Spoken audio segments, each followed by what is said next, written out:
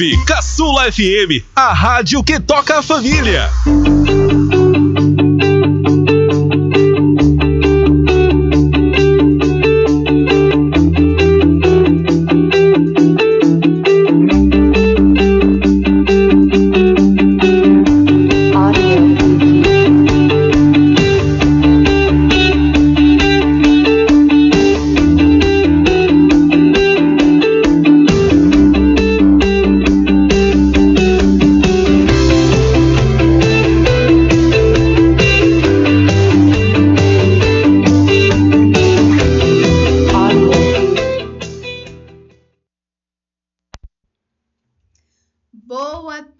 Boa tarde, ouvintes da Caçula FM, você que está passando por aqui no nosso Caçula Cast.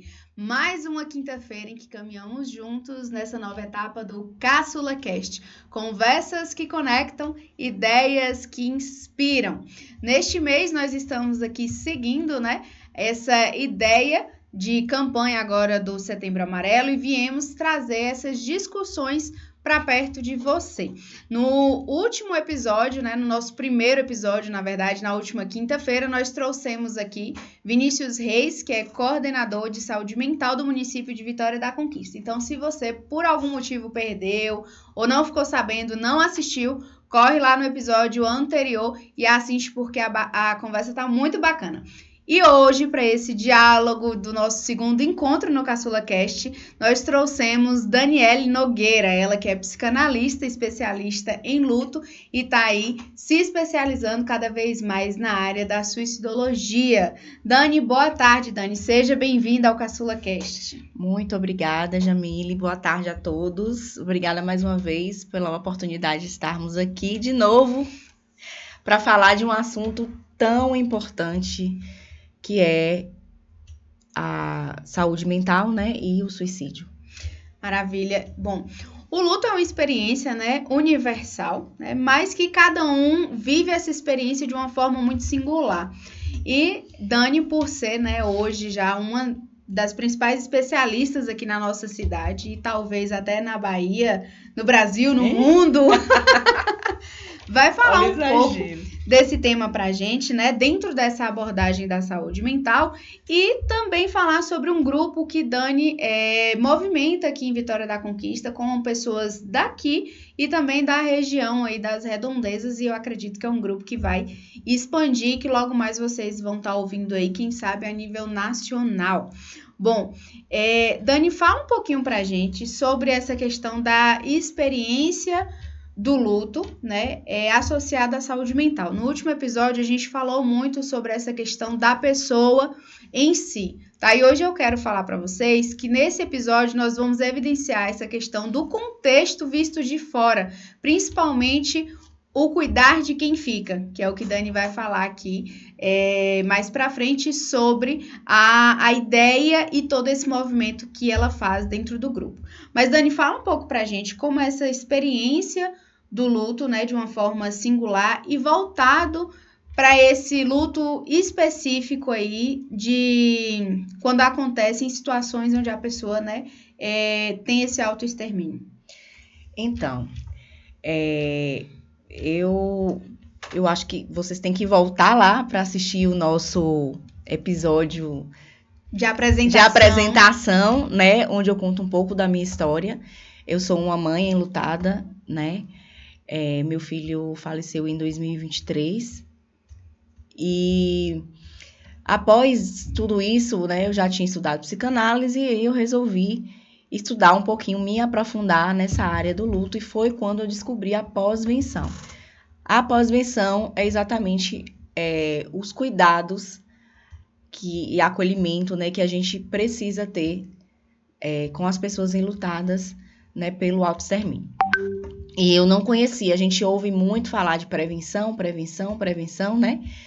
principalmente no Setembro Amarelo, mas é aquela coisa, como é que ficam os que ficam?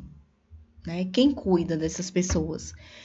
Como é a vida dessas pessoas após uma morte tão violenta, Então, que a gente costuma falar também, uma morte que vem assim de surpresa, que pega a gente abruptamente.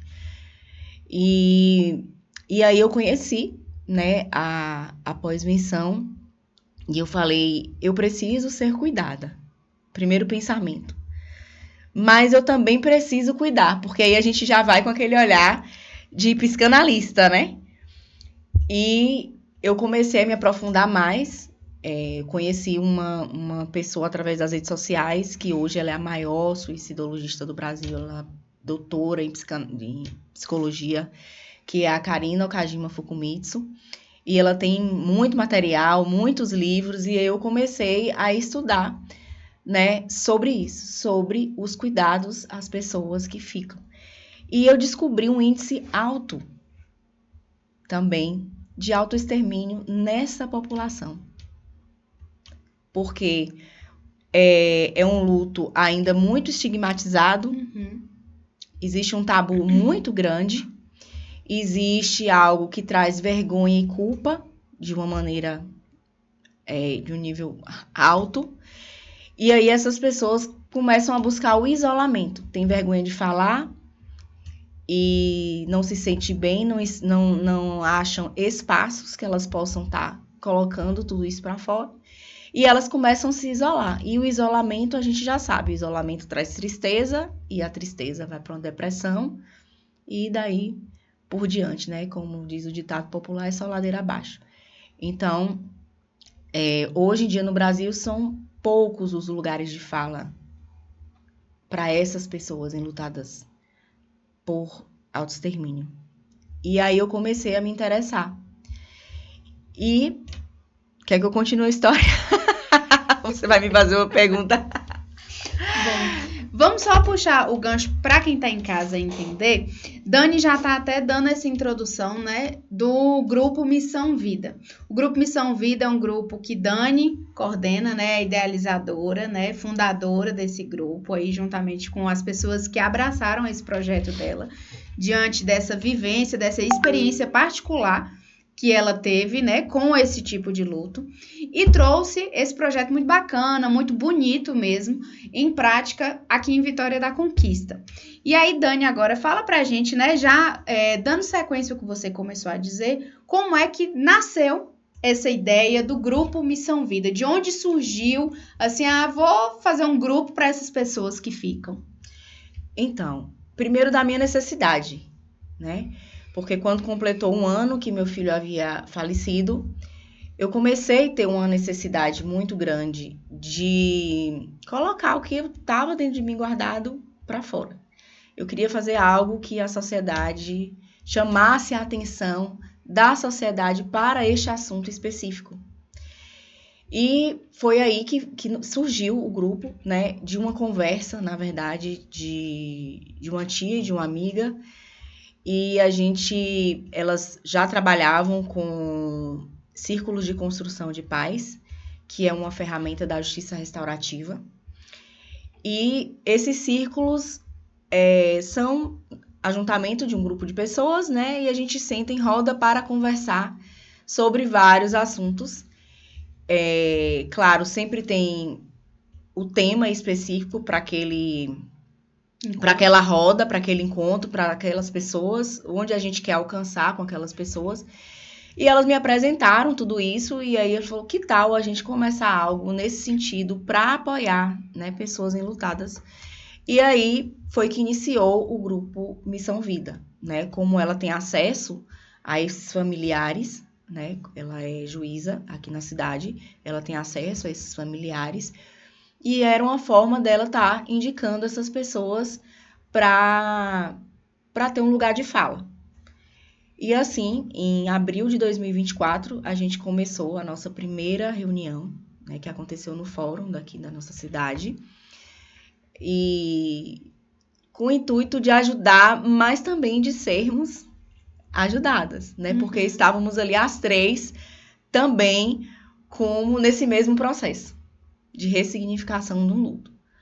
E uma experiência maravilhosa. Tem o quê? 1 ano e 6 meses, né? Vamos Por dizer. aí. E cada encontro é algo, assim, transformador nas nossas vidas.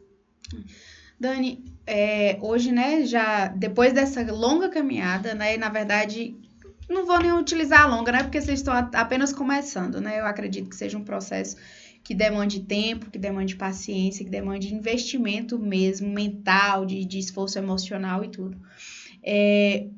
Hoje, do que você já vivenciou dentro desse grupo, qual seria para você a importância desse grupo e principalmente por ser um grupo voluntário e gratuito? Sim. Olha só, o enlutado em geral acontece algo, né? Quando o tempo vai passando, as pessoas voltam para as vidas normais delas. E o enlutado parece que ele fica preso ali, né? Naquela situação, naquele momento. A vida muda completamente. Você tem que se adaptar à nova vida, a novas situações, a um novo contexto. E essa pessoa muitas vezes não encontra um lugar onde ela possa falar das suas dores, falar das suas faltas, falar, chorar, né? Ou simplesmente ficar em silêncio, mas ter alguém que possa ali, estar só ali do lado dela, né? Para apoiar de alguma maneira. Às vezes nas coisas práticas mesmo, né? A pessoa fica tão embalada emocionalmente que não tem alguém para ir ali pagar umas contas para ela, lavar um prato, arrumar uma casa quando é uma mulher, né? Dona de casa, né? Nesse sentido. Então, o grupo, ele vem exatamente para tentar, né, ter esse lugar de realmente ser um suporte para essa pessoa.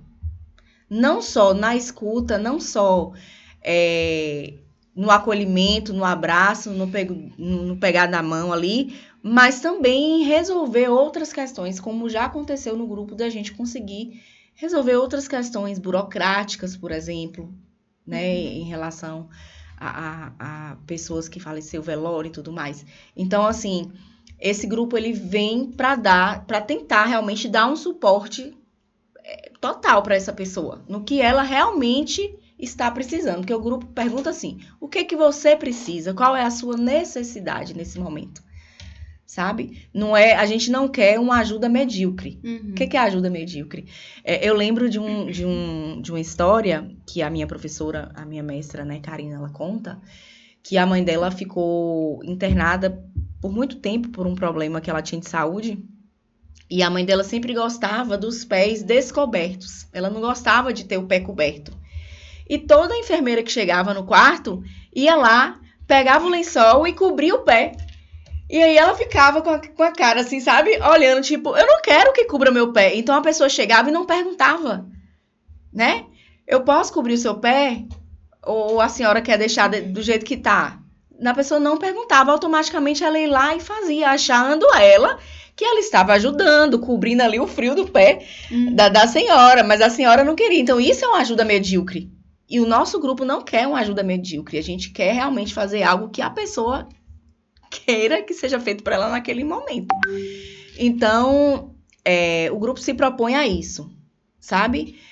E o que mais que eu me perdi aqui agora até na sua pergunta? Recapitulei. Essa questão do atendimento voluntário Sim, e gratuito. Sim, voluntário e gratuito.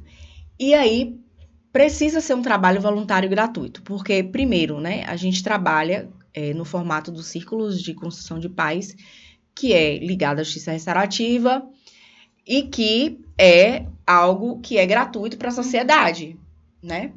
E segundo, porque é uma população que, a princípio, essa questão financeira fica também muito abalada, né? Então, foi algo que surgiu realmente, assim, para apoiar totalmente. Você tendo ou não tendo dinheiro, independente da sua classe social, você vai ter acesso a uma escuta. Uma escuta completa, pelo menos uma vez por mês, a gente tem condições de dar. Muito bom. Dani, existe uma diferença entre o luto por um familiar que adoeceu, veio a falecer ou sofreu ali um acidente e esse familiar que partiu dessa forma? É muito difícil, porque assim, dor a gente não mede. Uhum. Porque o que é o luto? Uma quebra de vínculo importante, né? Não é só por morte, na verdade, né? Sim. O luto, enfim. Então, vai depender muito do tipo de vínculo que aquela pessoa tinha com aquela pessoa, com a situação e tudo mais. Então, dor é algo que a gente não se mede. Porém, os estudos dizem que mortes violentas, né? Aí vamos lá, no geral, autoextermínio, desculpa, homicídio, acidente, que são consideradas mortes violentas, são mortes mais difíceis de serem elaboradas. Existem pesquisas, por exemplo, que falam que o luto por autoextermínio, para os pais, eles demoram, em média, 5 anos a mais para elaborar esse luto do que outros tipos de luto que a gente encontra. Isso são pesquisas. Então, é muito difícil porque existe um estigma sobre isso. Existe um preconceito. Existem falas que machucam demais as pessoas. Será que você não viu? Você não viu que ele estava doente? Mas você não providenciou? Não estava fazendo um tratamento psiquiátrico com um psicólogo? Né? Coisa que como se todo mundo tivesse acesso facilmente a um tratamento de saúde mental. E ainda infelizmente, que tivesse, né? E ainda que tivesse, né? Perguntas do tipo, mas você não conversou? Né? Não conversou? Essa pessoa era fraca, né?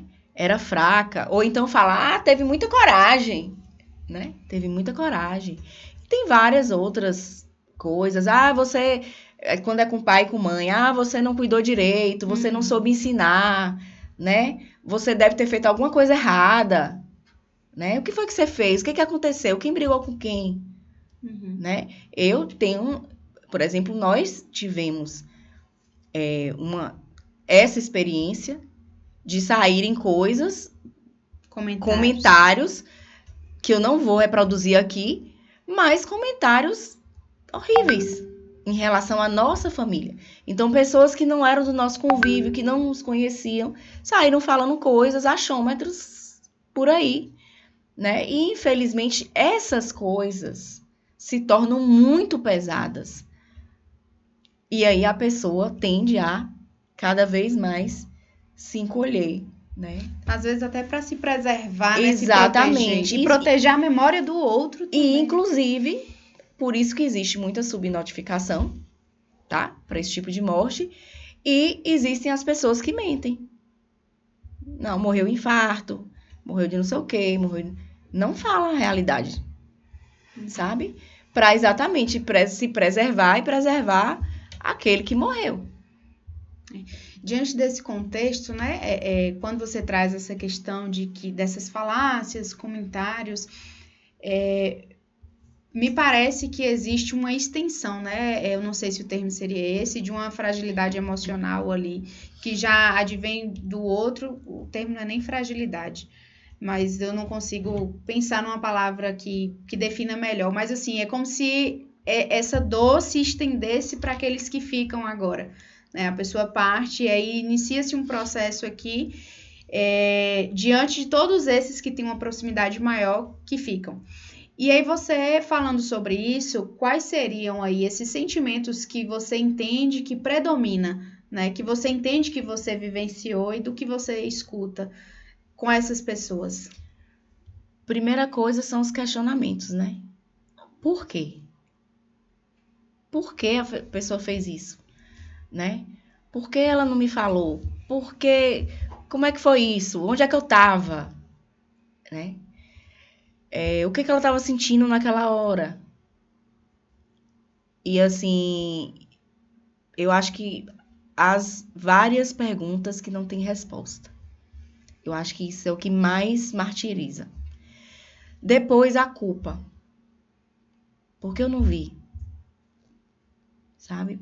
Por que eu não consegui ajudar? Ou se eu vi, tudo que eu fiz foi insuficiente. Então, a pessoa não me amava o suficiente.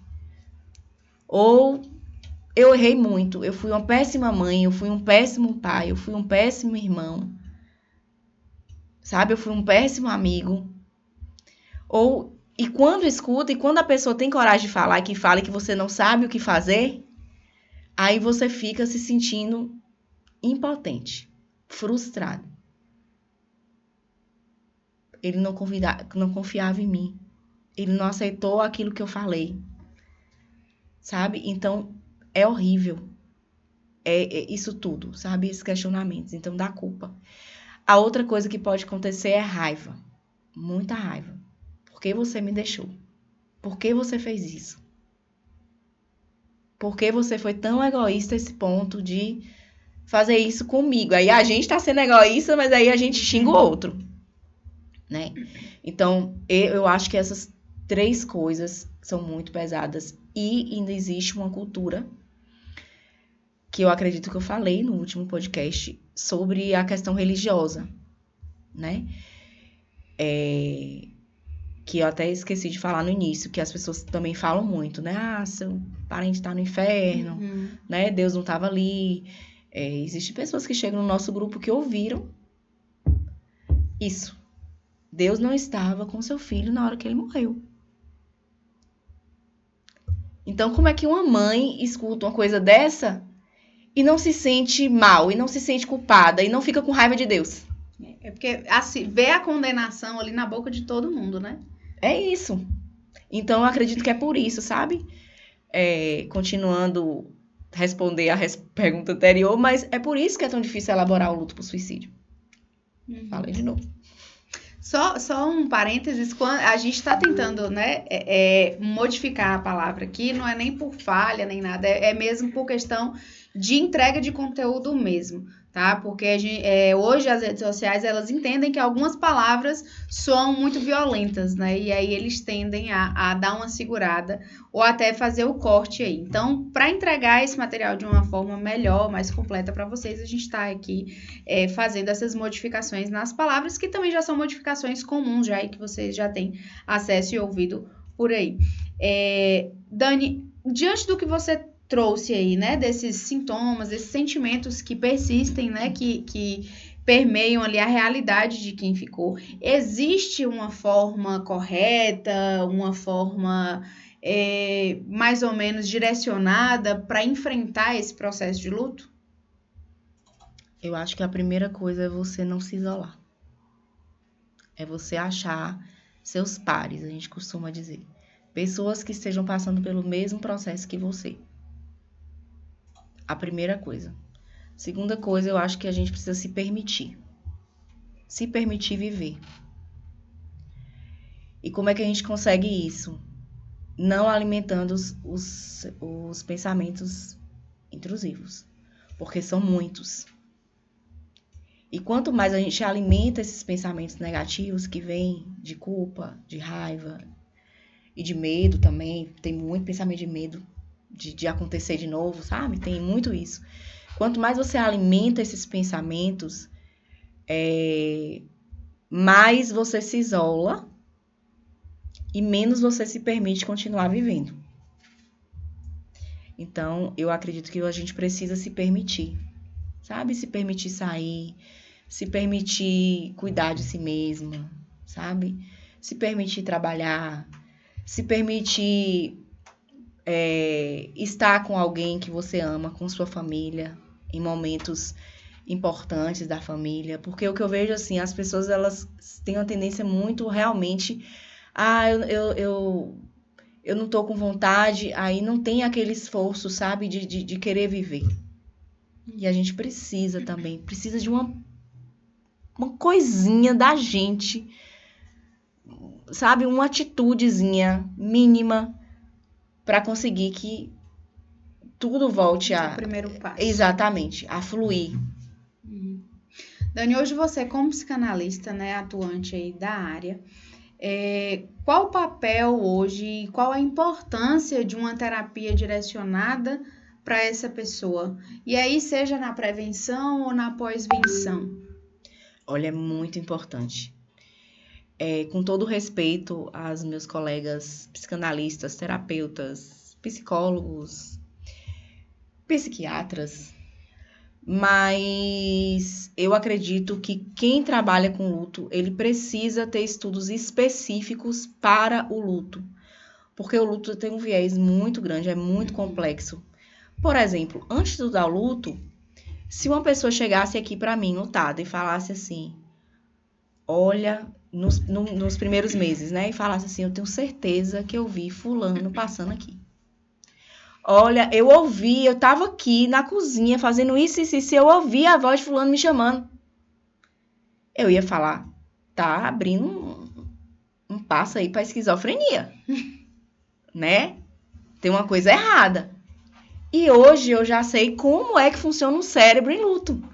Que isso é normal nos primeiros meses, porque é o cérebro buscando, mandando você procurar encontrar aquela pessoa, porque para ele demora ele entender que aquela pessoa não existe mais fisicamente ali. Ele demora. Tem um livro muito bom que chama O Cérebro de Luto. Quem tem interesse nessa área, leia esse livro, porque esse livro é maravilhoso. Ele explica muito bem sobre isso. Tem pesquisas que eles fizeram, né? Em relação a isso. Então, o seu cérebro ele leva muito tempo para acostumar. Então, é algo, por isso que eu falo, a saúde mental, a psicanálise, a busca de uma terapia com uma pessoa especializada é muito importante. E uma pessoa especializada jamais vai falar o que as minhas queridas lá do grupo já escutaram. Seu filho foi pro inferno. Deus não estava do seu lado, do lado do seu filho quando ele morreu, né?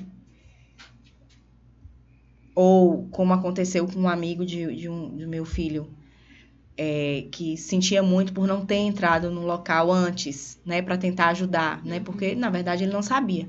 E a pessoa virou para ele e falou assim: e se ele fizesse com você primeiro e depois fizesse com ele? Entendeu? O rapaz saiu de lá revoltado. Ele falou, nunca mais eu volto aqui. Então, é por isso que você precisa procurar uma ajuda Isso foi um profissional? específica. Isso foi um profissional. Todas essas 3 falas que eu falei saíram de bocas de profissionais. E, com certeza, profissionais que nunca buscaram se especializar no luto. Porque, assim, ó, como no meu curso de psicanálise e como eu tenho colegas psicólogos, eu sei, e você sabe como psicanalista, o nosso curso, ele não dá estudos específicos sobre luto. O curso de psicologia também não dá. Porque eu sei. Porque eu tenho colegas psicólogos que a gente conversa, não dá. Todo mundo que quer ir para essa área tem que fazer especializações, pós-graduação, depois que sai da faculdade. Então, é a mesma coisa. Um médico, ele se forma clínico geral. Dali, se ele quer ser cardiologista, cirurgião, ele vai fazer as como é que fala? Especializações. Não é esse nome que fala, não. Residência, né? Na área e tal. Pra ficar muito bom naquela coisa específica. É a mesma coisa a gente da saúde mental. A gente precisa se aprofundar. E quando você traz assim, né? Trazendo até para o pensamento, não enquanto profissional, mas um pensamento mais leigo, a morte em si, ela é um negócio esquisito. Né? É o que você falou, essa ruptura muito assim, por mais que você tenha a possibilidade de elaborar, né, num paciente ó. Aí é a enfermeira Gabi tem mim falando, né, mas quando você tem ali uma pessoa que já está em um tratamento paliativo, que você já sabe que esse momento vai acontecer, ainda assim é algo muito estranho, né, porque é aquela história que fica na cabeça da gente, tá, mas e agora? Foi para onde? Como assim, a partir de agora, deixou de existir? Né? É algo muito complexo de se elaborar. E eu acredito, aí já um pensamento meu mesmo, que nós não fomos feitos para a morte, né? E, além disso, nós não somos estimulados a pensar na morte. Né? Hoje a gente tem visto, com o avançar dos estudos e da medicina, já se tem levantado, né, até algumas doulas da morte, Sim. Né, que vem justamente para poder trabalhar, principalmente em grupos de pacientes paliativos, para trabalhar essa ideia do luto, né, com a família, de trabalhar essa questão da passagem da morte com o próprio paciente e com os familiares ali mais próximos, né, mas realmente é algo assim que dá um nó na cabeça da gente, né? Inclusive, Jamile já citou, né? Eu sou pós-graduanda em suicidologia. E eu já tô, assim, na expectativa de vir essa matéria, Educação para a Morte. Porque nós, como ela falou, e eu acredito também, nós não somos feitos para morrer. Nós não fomos feitos, né? E assim, nós não falamos sobre morte. Parece que falar sobre morte, não fale comigo sobre morte, porque pode acontecer comigo, dá um azar, e aí ninguém quer falar, né? E é um dos motivos também que o enlutado se isola. Porque eu já tive uma experiência de começar a falar do meu filho e a pessoa me deixar falando sozinha. A resistência em ouvir. Sabe? Já tive também uma pessoa do grupo que falou que quando começava a falar da filha, que as pessoas mudavam a feição. Parecia que ela estava falando de um ser extraterrestre. Tipo e que aí ela ficava... não toca mais nesse assunto nessa pessoa. Não, para de chorar. Ainda tem isso também, né? Para de chorar, para de sofrer. Olha, a vida continua. Não fala disso comigo, não. Ai, muda de assunto e sai e tal. Então, essa questão da morte é realmente algo que a gente precisa estar trabalhando. E eu costumo dizer que o nosso luto, o tipo de luto que a pessoa vai viver, é o tipo de vida que ela vem tendo, levou até aquele momento que ela tornou-se uma pessoa enlutada. Profundo. Dani, fala um pouco pra gente, né? Na última semana, teve um evento aqui em Vitória da Conquista, né? Um movimento que partiu do grupo Missão Vida, né? Onde o pessoal se reuniu ali. Acredito que os integrantes do grupo, né? E simpatizantes de todos esses que participam estiveram ali. Fala um pouco pra gente, como é que foi, o que foi, na verdade, esse evento, qual o objetivo, qual o intuito de vocês e como é que tudo aconteceu? Foi, assim, uma manhã linda, extraordinária pra mim, assim... eu fiquei muito feliz de poder proporcionar aquele momento, né, para as pessoas. Na verdade, assim, todos os meses a gente tem um encontro. E, especificamente, esse mês de setembro, ele é um mês muito complicado para enlutados e para pessoas em sofrimento existencial. Porque é um mês que se fala demais e se fala demais de maneira errada. Existem muitas desinformações sendo propagadas aí nas redes sociais. Então, é difícil para umas ter que relembrar que aconteceu isso na vida dela. É difícil ouvir você não está sozinho, mas você se sente sozinho. O ano todo, inclusive. O ano inteiro. Então, é muito complicado. Então, esse mês eu queria fazer algo que realmente fosse um acolhimento e que a gente fizesse uma coisa simbólica para ir fechando ciclos. Quando a gente está em luta, a gente precisa ir fechando ciclos para que novas coisas venham acontecendo, para a gente se permita, né, que novas coisas venham acontecendo. E aí eu pensei, vamos fazer isso em um lugar que tenha uma movimentação, que tenha pessoas, que a gente consiga, que as pessoas consigam enxergar que a gente exista, né? Vamos fazer de uma maneira que seja acolhedora para nós, como grupo, mas que a gente também possa trazer quem quiser estar com a gente. Família, amigo, sociedade em geral. Quem quiser abraçar, nos abraçar. E em lugares que fossem simbólicos para nós, né? Por isso a gente escolheu Olivia Flores, porque infelizmente ali aquele lugar tem sido um lugar onde aconteceram, né, mortes ali, né, e assim, um lugar de dor para algumas pessoas. E a gente não quer que isso continue acontecendo. A gente a gente quer e nós fizemos declarando vida ali naquele lugar. Vida ali naquele lugar. Ali passam muitas e muitas pessoas. E a gente não sabe quem passa ali naquele lugar. E a gente queria estar ali para fazer essa diferença. sabe? E aí a gente foi, nos reunimos, fizemos cartazes. Nesses cartazes a gente escreveu o que a gente acredita que as pessoas precisam saber sobre o sofrimento existencial. E nós caminhamos até a UESB, né, a porta da UESB, onde ali também nós decretamos vida ali naquele lugar, porque a UESB é um celeiro de vida, é um celeiro de conhecimento, né, onde as pessoas se formam para seguirem suas vidas. Então, a gente decretou ali na porta da UESB isso.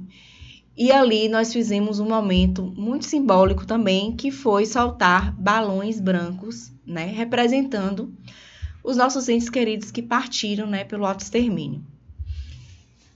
E nesses balãozinhos a gente colocou alguns bilhetinhos também, coisas que a gente queria externalizar ali. E foi um momento muito lindo, né? Realmente teve presença de familiares, de amigos, da população que estava ali. Teve algumas pessoas que nos acompanharam. Foi um momento muito representativo para nós, como familiares, sabe? Foi muito lindo. Bacana. Dani, hoje, qual seria a mensagem que você deixaria, né, para pessoas que estão vivenciando isso, né, para familiares que estão enfrentando esse contexto nesse momento? Eu quero deixar uma mensagem, primeiro, de muito amor e acolhimento. Que é difícil, muito difícil, quando a gente escuta assim, eu nem imagino, eu acho que eu imagino o que você está sentindo. E eu sei que é muito difícil você escutar isso, porque a gente tem aquela sensação, não, você não sabe, você não imagina, você não vai conseguir imaginar. Porque é uma dor muito dilacerante que nos atravessa. Mas eu quero dizer que procurem ajuda. Não fiquem sozinhos, não andem sozinhos. Hoje tem o nosso grupo, né, que é um grupo presencial, mas existem aí muitos grupos que acontecem online e de forma gratuita. Eu, por exemplo, comecei a frequentar grupos online de maneira gratuita, né? Antes de formar o nosso próprio grupo. Então, não se isolem, busquem ajuda. Procure aí nas redes sociais, que vocês vão encontrar, porque ainda existe, sim, muita gente boa no mundo que quer ajudar, que está de braços abertos e ouvidos atentos para escutar você.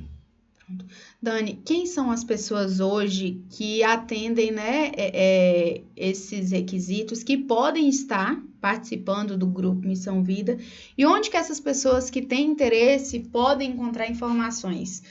Qual o Instagram? Aí você pode até falar aí do grupo e do seu também, né? Informações acerca do luto, do processo de luto, e também sobre essa formação do grupo Missão Vida.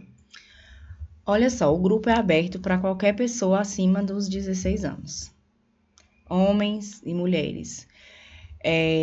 Pode ser pai, mãe, primo, tio, amigo, ou alguém que tenha se sentido muito impactado, né, pela morte provocada de alguém, né, pelo autoextermínio.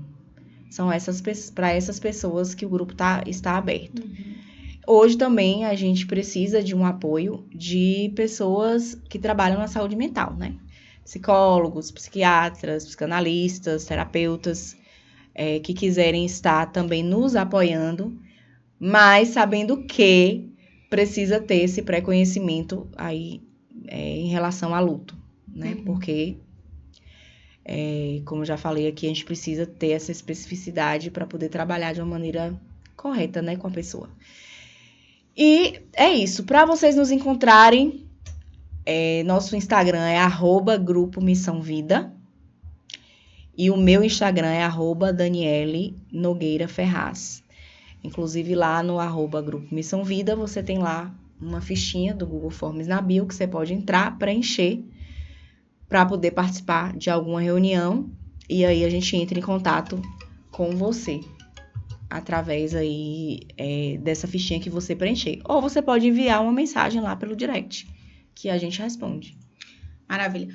para encerrar, né, esse Caçula Cast de hoje, eu vou fazer a última pergunta para a Dani. Dani, fala pra gente uma aprendizagem que você teve diante de todo esse processo seu de luto.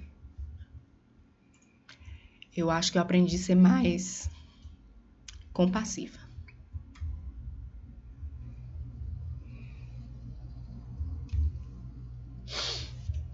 Eu aprendi a olhar as pessoas de maneira diferente. Com certeza. Com mais amor. Aprendi a escutar mais as pessoas, sabe? Porque apesar de eu ser psicanalista, para mim era muito difícil essa questão de parar para escutar. Porque às vezes a gente para e escuta ali o que a pessoa está falando, mas não tem aquela escuta ativa mesmo, de estar ali preocupado com aquilo que a pessoa vai te contar. E eu acho que o luto me ensinou isso. Compaixão e escuta ativa. Uau, acho que a melhor pergunta ficou pro final mesmo, viu? Eu me emocionei. Gente, esse foi, né, o nosso segundo episódio do Caçula Cast, nesse mês de setembro, né? Estamos aqui em uma abordagem com a saúde mental e trazendo especialistas em diversas áreas e pessoas que podem compartilhar um pouco da sua experiência conosco, né? Afinal de contas, Caçula Cast agora vem com essa versão de conversas que conectam e ideias que inspiram. Eu vou deixar o espaço para que Dani possa, né, se despedir e de antemão quero, inclusive, te convidar a procurar aí também, né, o nosso primeiro encontro, que foi lá no Mulheres de Alto Valor, aqui também no canal da Caçula FM. Você pode estar procurando a sessão e assistindo na íntegra toda a história, todo esse trajeto aí de Dani até antes aí de iniciar o grupo Missão Vida, tá? Então corre lá, assiste também, depois de fazer esse acompanhamento aqui conosco até o final. Dani, pode aproveitar o seu último momento. Eu quero agradecer, né, a Jamile por ter me convidado mais uma vez, me dado essa oportunidade de estar aqui, né, falando um pouco da minha experiência, do nosso grupo. Quero convidar você, né, pessoa enlutada por autoextermínio. Se você quiser a nossa ajuda, pode nos chamar, @grupo Missão Vida, que a gente vai de maneira, vamos dizer, com muito amor, né, tentar te ajudar. E você que conhece alguém que esteja passando por um processo difícil de enlutamento, também indica o nosso Instagram para essa pessoa, tá? O meu pessoal, @Daniele Nogueira Ferraz, né? Eu falo muito sobre luto lá. Na verdade, eu uso as minhas redes sociais para tentar, né, externalizar um pouco do que é esse processo de luto e também para tentar ajudar as pessoas a entenderem as outras que estão passando por isso, porque também não é fácil. E aí você pode estar lá me seguindo e me chamando que eu vou conversar com você. E o Instagram do grupo? @grupo Missão Vida. Maravilha, pessoal. Hoje nós encerramos por aqui essa conversa maravilhosa que tivemos, né? Vou reiterar aqui para que você possa assistir o episódio de número 1 com Vinícius, né? E também esse outro episódio que teve lá no Mulheres de Alto Valor com Dani, né? Contando aí um pouco da sua história e todo esse processo que ela vivenciou. Muito obrigada por você que ficou aqui conosco até agora, você que está nos ouvindo através aí das ondas da Caçula FM, e você que também está aqui conosco no YouTube, no nosso canal aí do Caçula Cast. Muito obrigada a todos. Caçula Cast, conversas que conectam, ideias que inspiram. Até semana que vem. Tchau, tchau. Ai, não. Você ouviu um programa independente.